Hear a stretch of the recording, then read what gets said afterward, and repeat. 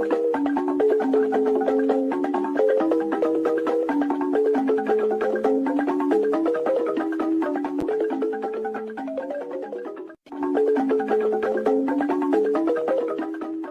have no mercy for those that come to disrupt the restoration of this struggle. We don't negotiate with anyone. We will never do that. Because when you do things like that, you encourage the same thing to be inside the government, and they will continue to do what they are doing. There's an added access.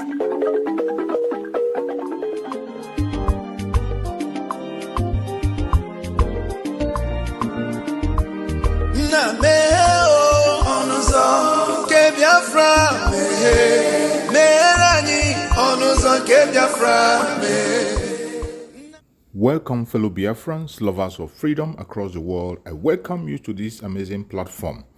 Thank you so much for joining me on today's program, and I wish you a very happy new year.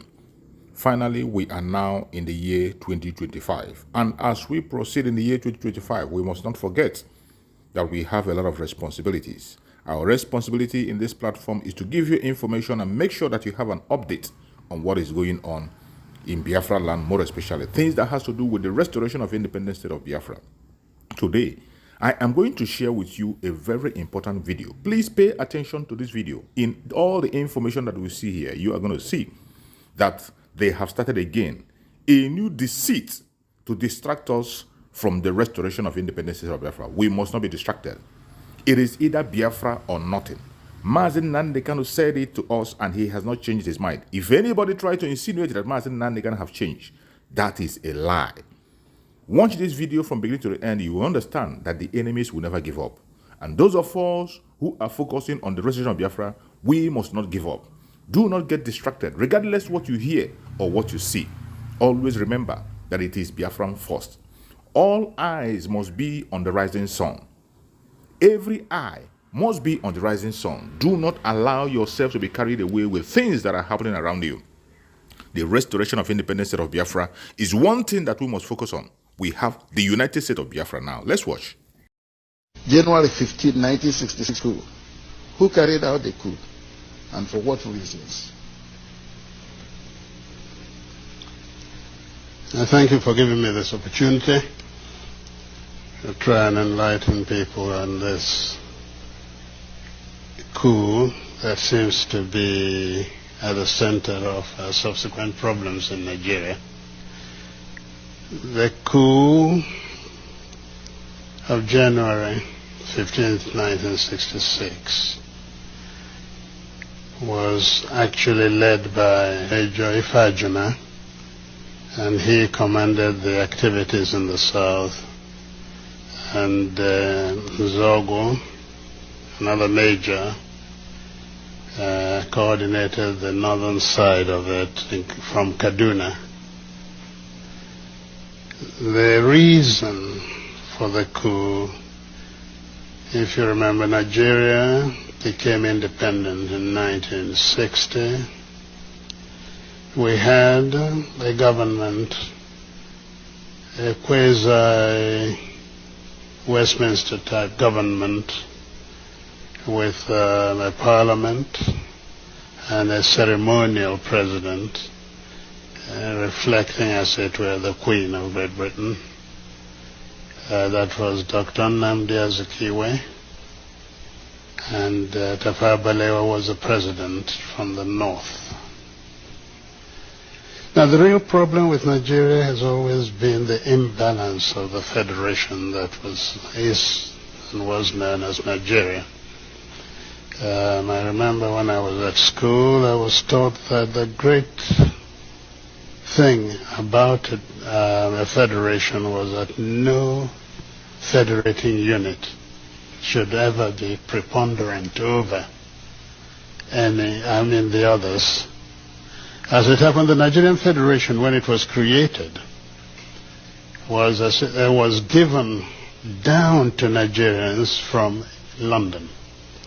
And that federation contained the imbalance of the North being preponderant, in fact, over the two other sides, the West and the East. And this created, right from the first day, a certain degree of friction. The North could dictate, and the South, whichever part of the South, could just complain if it's not in accord with what the North wished. The first few years of independence were not too bad, but there were a lot of unfulfilled ambitions of the Nigerians, because in those days we thought that once you got independence, you were free and everything worked, and you joined the higher league of nations internationally, discussing what went on. In fact, to Nigerians it looked as though, and indeed they tended to show, that independence in itself was the achievement.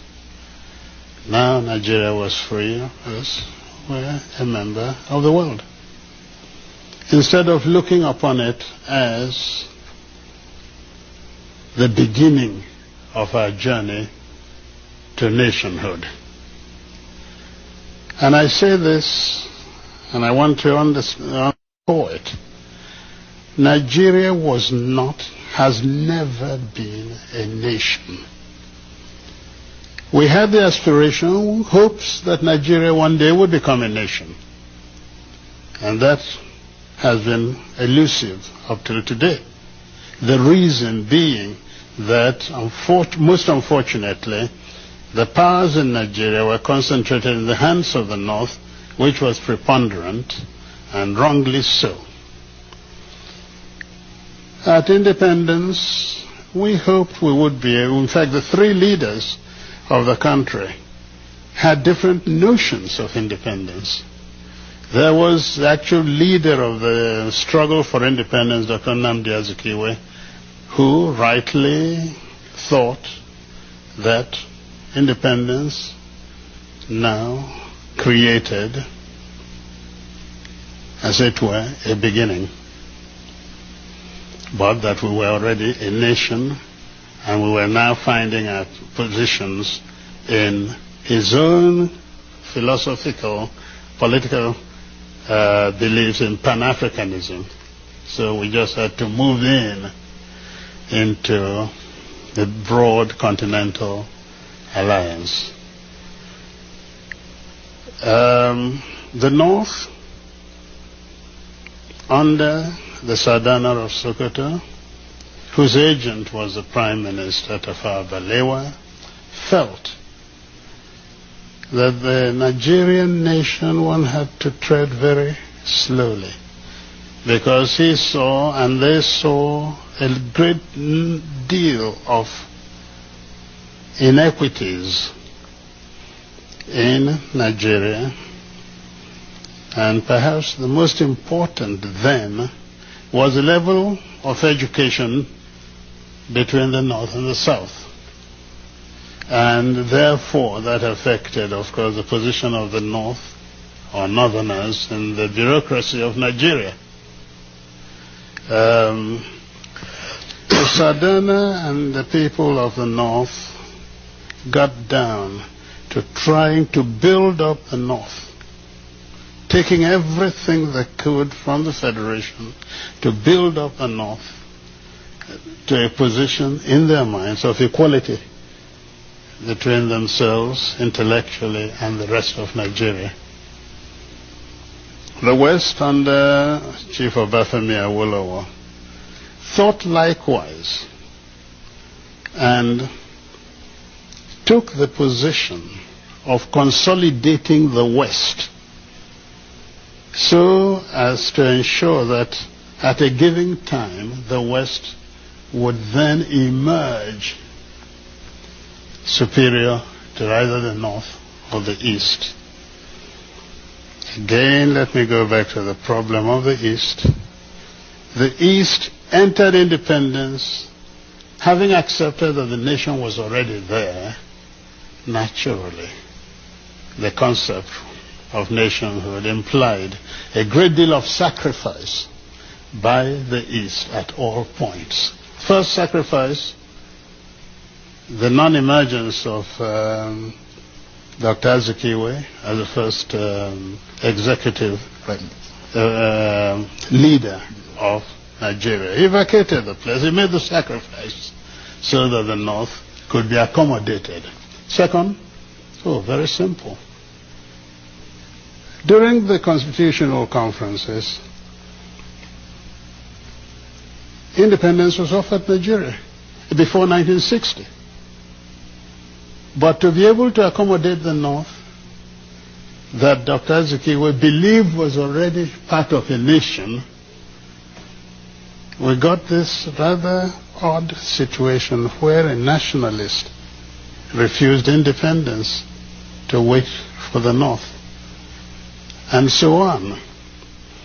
Yet, your question, sir, was the question of the reason for the coup.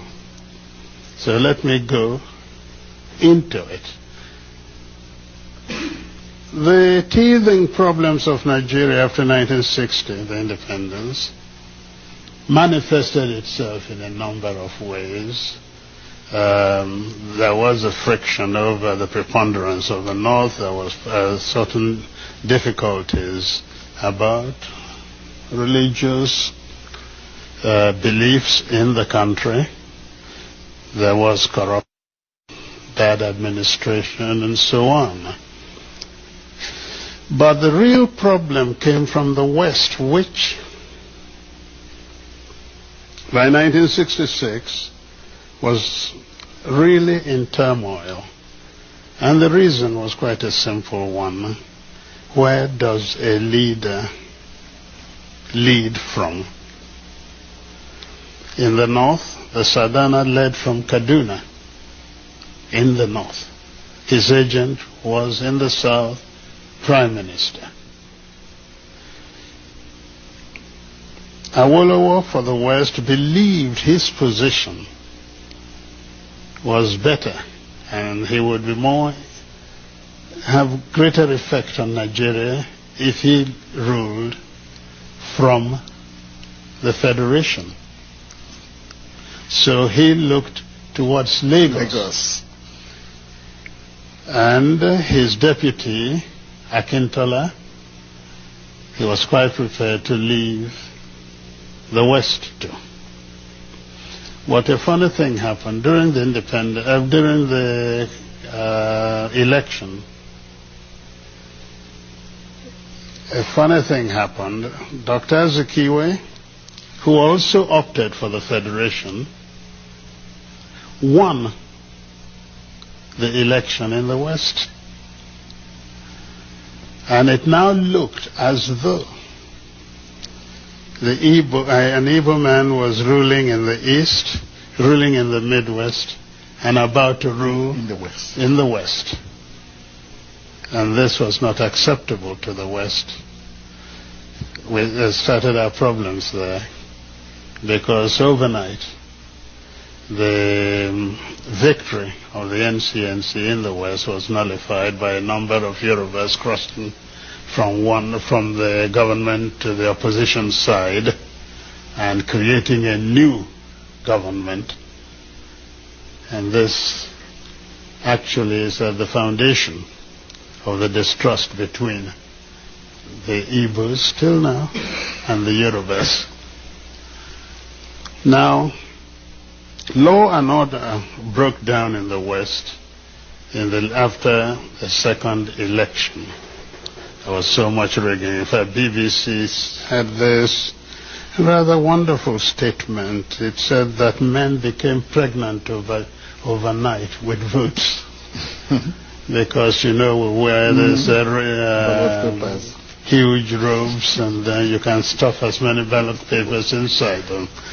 And as a result of that, and because by then Awolowo was in jail for treasonable felony, it was felt that the North used its powers to ensure that Akintola, who became their stooge, won the election. It became very dangerous to travel around the streets of Lagos or the West, anywhere. That's when they started throwing acid at people in the streets, in your car, the phenomenon known as wet year. That is wet in wet year. Throwing acid on people. And it was to halt this, actually, that the military was pulled out of barracks to help stabilize the situation. And this went on. We were not moving anywhere. The countries were becoming independent. We were seeing Julius Nyerere creating personality in Africa, Nkrumah there, and so on. Nigeria is big, and with all the promise of independence, was clearly doing nothing. It was then that a group of young officers, now let's get it straight. The young officers had within Igbos, Yorubas, and Hausas. The way the Nigerian army was structured, you could not escape a preponderance of Igbo officers. And these were at the middle level because they were essentially majors. By then I was a lieutenant colonel, so I wasn't part of it. I was then commanding a battalion in Kano. The coup ostensibly, because I later found out that the whole aim of the coup was to halt this apparent drift in Nigeria. But significantly, you know what they wanted to do? To create a presidential commission of army officers as a safeguard, the people who would guard the nation, and hand over government to Chief Obafemi Awolowo. If we want to teach the Biafra story in schools, I tell you, one of the reasons they stopped teaching history was that they couldn't tell Awolowo's story. And now they can't tell the Biafra story. And we cannot tell the story of the coups properly. Now, a country with so many secrets that it cannot divulge cannot write history.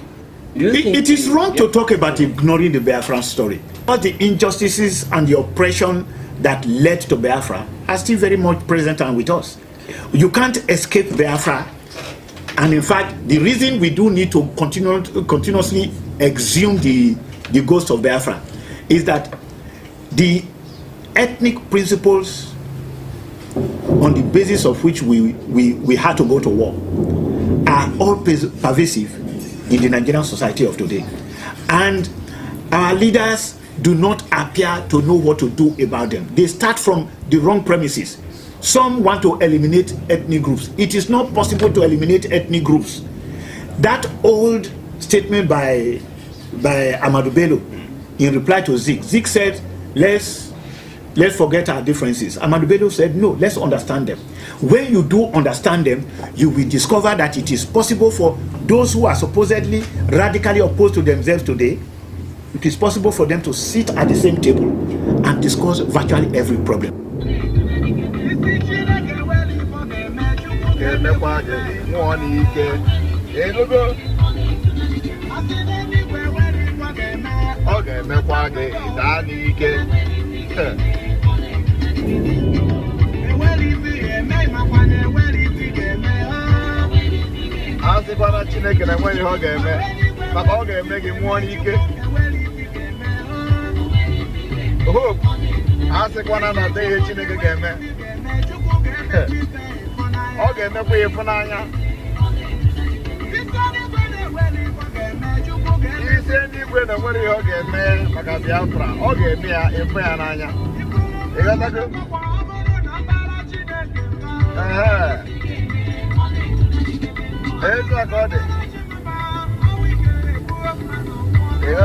I want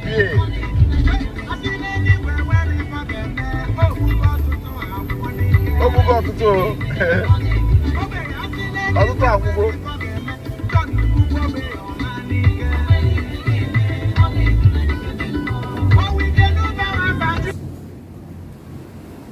Thank you so much for watching the program. I appreciate you for your patience to watch from beginning to end. I hope you have learned a lot from this very program that I just played, this video. Please like and share the video. Share to all platforms.